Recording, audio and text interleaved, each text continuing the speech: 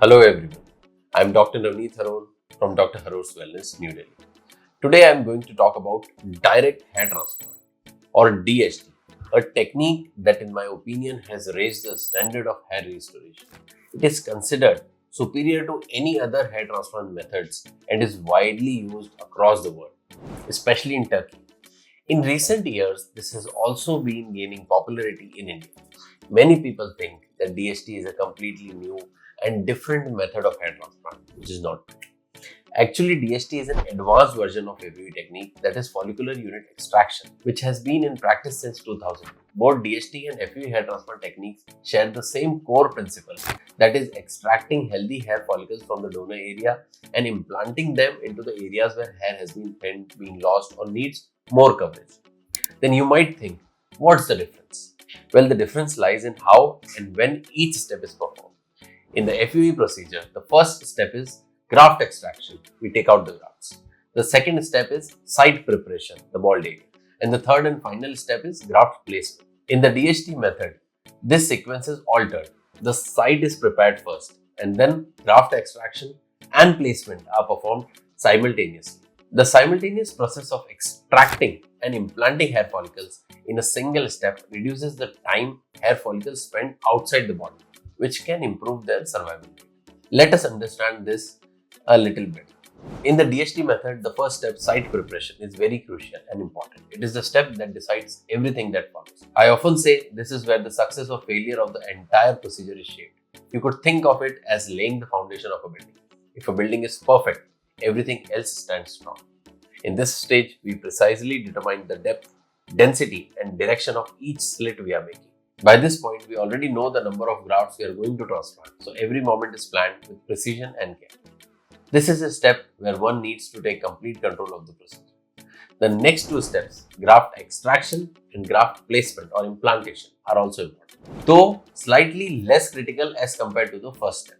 Normally, step 2 is removing the grafts and step 3 is placing them.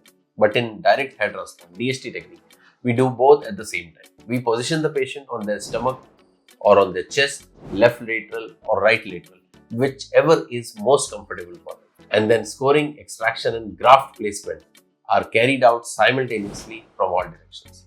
If the patient is not comfortable lying on their stomach, we have them sit on a stool or use other suitable positions of dermatologist to ensure they remain comfortable without compromising the procedure.